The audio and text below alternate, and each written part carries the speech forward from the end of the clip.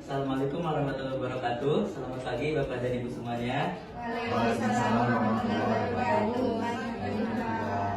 Baik, terima kasih saya ucapkan kepada warga-warga desa yang sudah berkenan hadir pada kesempatan pagi ini, dan juga dari pihak Puskesmas yang telah bersedia meluangkan waktunya untuk menyambut kami di kesempatan pada pagi hari ini. Sebelumnya, tujuan kita berada di sini, saya menyikapi kejadian akhir-akhir ini yang mana sering terjadinya kecelakaan di jalan raya kami, di dekat desa kami, juga kecelakaan kerja di masyarakat kami yang mana menyebabkan adanya seperti fraktur dan kecelakaan dan sebagainya. Oleh karena itu, menyikapi hal tersebut, saya melihat warga desa masih kebingungan dalam menangani kasus-kasus yang ada di masyarakat seperti itu. Jadi saya bekerja sama dengan pihak Puskesmas agar bisa memberikan edukasi kepada warga-warga desa di sini, agar warga menjadi teredukasi sehingga warga bisa melakukan pertolongan kepada warga yang mengalami kecelakaan. Oleh karena itu, saya akan persilakan kepada pihak Puskesmas untuk menjalankan edukasi tersebut. Baik, saya persilakan kepada pihak Puskesmas. Assalamualaikum warahmatullahi wabarakatuh. Waalaikumsalam warahmatullahi wabarakatuh. Selamat pagi Ibu dan Bapak. Selamat pagi. Baik, terima kasih sebelumnya sudah menyempatkan waktunya pada pagi hari ini. Perkenalkan, saya Ferinda sebagai Kepala Puskesmas, dan rekan-rekan saya ada Mbak Lala, Mbak Claudia, dan Mbak Alia. Baik, di sini sesuai dengan jadwal yang sudah kita tentukan, tentunya juga saya sudah koordinasi kepada kepala desa. Kita akan melakukan edukasi tentang fraktur atau patah tulang untuk mencegah terjadi infeksi ataupun bagaimana caranya untuk menangani tahapan pertolongan pertama ya sebelum dibawa ke fasilitas puskesmas. Baik, kalau begitu dipersilakan untuk duduk terlebih dahulu, kemudian untuk bahannya bisa dilanjutkan. Terima kasih. Saya jelaskannya berdiri saja ya Ibu, Bapak-Bapak. Baik, yang pertama nanti saat saya menjelaskan, jika ada pertanyaan, Bapak-Bapak, Ibu-Ibu bisa mengangkat tangan terlebih dahulu ya. Baik Ibu-Bapak, yang pertama kita mengetahui dulu definisi dari fraktur terbuka ya. Jadi fraktur terbuka adalah kondisi di mana terputusnya tulang sehingga menembus kulit dan berhubungan langsung dengan lingkungan luar seperti itu. Untuk tanda bahayanya ada luka terbuka dengan tulang nampak, terus ada perdarahan aktif, nyeri hebat, terus pembengkakan dan kotor pada luka. Mengapa infeksi mudah terjadi saat fraktur terbuka? Karena kontaminasi bakteri dari lingkungan, misal tanah, air, logam, sering masuk ke jaringan dan tulang, meningkatkan resiko berat seperti itu. Nurse, jadi kalau semisal tulangnya kelihatan itu bahaya ya? Betul sekali, kondisi ini dianggap darurat ya, karena bakteri mudah masuk dan bisa menyebabkan infeksi berat seperti osteomielitis atau bisa juga diamputasi karena jika tidak ditangani dengan tepat seperti itu. Selanjutnya akan dijelaskan. Baik Bapak Ibu, untuk materi yang selanjutnya itu pertolongan pertama bagi masyarakat. Yang pertama, jangan menggerakkan bagian yang patah. Kemudian tutupi luka dengan kain bersih atau steril. Jangan memasukkan tulang kembali. Kendalikan perdarahan dengan menekan secara perlahan. Kemudian segeralah ke IGD. Untuk pencegahan infeksi pada fraktur terbuka, yang pertama, berikan antibiotik cepat, ini di bawah 3 jam. Kemudian berikan profilaksis tetanus, ini kurang dari 6 jam. Debridement yang benar, irigasi luka, penutupan luka yang tepat, lalu fiksasi tulang. Untuk resiko infeksi semakin tinggi jika pertama lukanya kotor atau terjadi di lingkungan beresiko seperti di kebun, ada genangan air yang kotor atau jalanan aspal. Kemudian luka besar akan adanya jaringan lemak hancur. Terlambat mendapat antibiotik itu di atas 6 jam. Lalu yang terakhir, pasien memiliki faktor risiko seperti diabetes, merokok, gangguan imun, dan usia lanjut.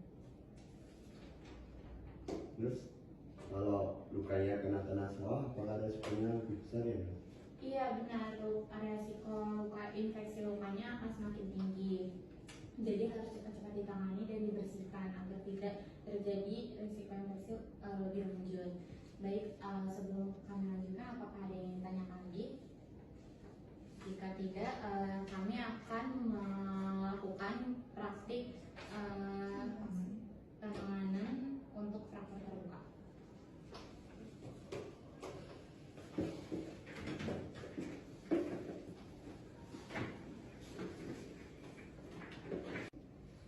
Baik, sebelumnya dengan Mbak siapa ini? Mbak Dira. Mbak Dira. Baik, Mbak Dira nanti sebagai korban ya. Mungkin kita perlu satu lagi sebagai warga yang menemukan Mbak Dira nanti ketika terjatuh, adakah yang bersedia? Saya. Boleh Mbak, silakan maju. Dengan Mbak siapa ini? Mbak Nadila. Mbak Nabila. Baik, nanti di sini kita akan mensimulasikan ketika kita menemukan pasien yang terjatuh dan mengalami fraktur tulang, nanti akan diperankan oleh Mbak Dira. Jadi nanti Mbak Dira akan berpura-pura jatuh, terus Mbak Nadila akan berperan sebagai warga yang menemukan. Jadi nanti kita akan menjelaskan bagaimana tahapan untuk menanganinya. Untuk frakturnya itu sendiri nanti ada di kaki ya Mbak. Aduh, kaki aku sakit banget, berdarah ini.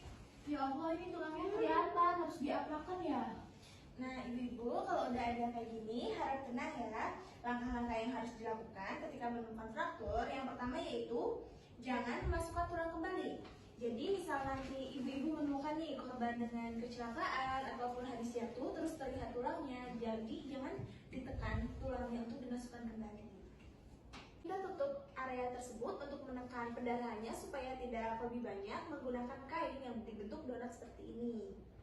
Nah, di sini juga untuk penanganan ada beberapa alat yang diperlukan. Yang pertama ada kain. Nah, kainnya ini kain panjang dibentuk seperti ini. Nah, kalau misal dari tenaga kesehatan yang resmi, ini namanya mitela. Bentuknya itu segitiga. Kita lipat menjadi panjang seperti ini.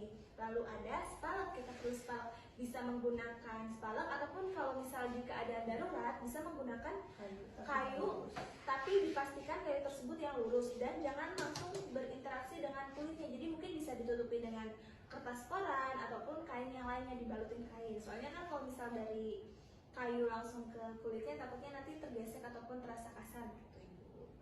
Untuk yang selanjutnya bisa kita praktekkan sama-sama ya. Nah, setelah luka ditutup dengan kain, hentikan pendarahannya tadi kan menggunakan ini. Menggunakan kain yang dibentuk seperti donat. Untuk yang selanjutnya, kita akan melakukan stabilisasi dengan melakukan pembidean. Kita praktekkan sama-sama ya Ibu-Ibu. Yang pertama, kita sediakan 2 spalak ataupun papan yang lurus intinya yang bisa kita gunakan untuk menjaga mobilisasinya supaya tidak bergeser. Kita tempatkan seperti ini. Lalu kita balut menggunakan kain yang sudah disediakan. Nanti kita masukkan melalui bawah dan di 2 ruas sendi.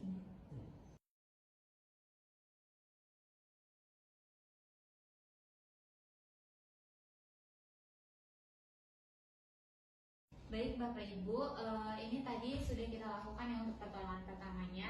Kemudian korban sangat penting untuk langsung dibawa ke fasilitas kesehatan di puskesmas atau rumah sakit karena pasien akan mendapatkan antibiotik sedini mungkin, suntikan anti tetanus, pembersihan muka, fiksasi tulang. Semua ini bertujuan untuk mencegah adanya infeksi dan komplikasi lebih berat.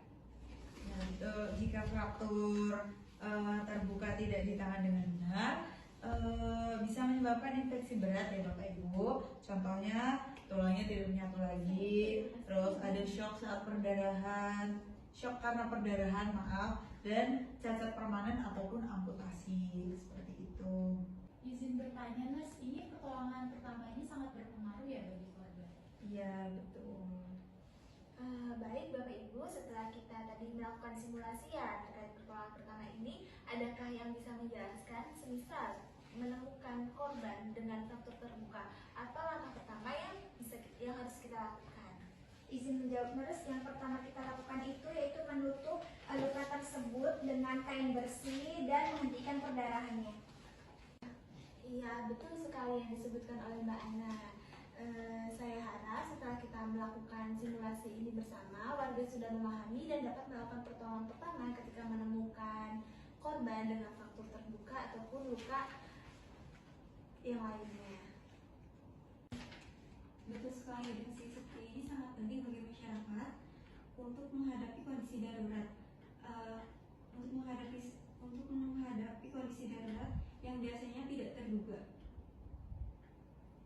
Baik Bapak Ibu sekalian, kegiatannya sudah selesai. Jadi untuk kesimpulannya yaitu faktor terbuka adalah satu kondisi kedaruratan. Pencegahan infeksi dimulai dari pertolongan pertama yang benar. Jangan pernah menunda membawa korban ke fasilitas kesehatan. Baik, sekian Bapak dan Ibu kegiatan pada hari ini. Apakah ada yang ditanyakan terlebih dahulu sebelum kita akhiri? Tidak ada, sudah tidak. Baik, terima kasih untuk Bapak Ibu sekalian yang telah memberikan edukasi kepada kami.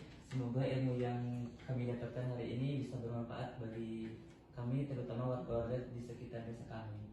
Terima kasih. Sekian untuk hari ini Bapak Ibu. Terima kasih yang sudah menyempatkan waktunya. Kita akhiri kegiatan hari ini.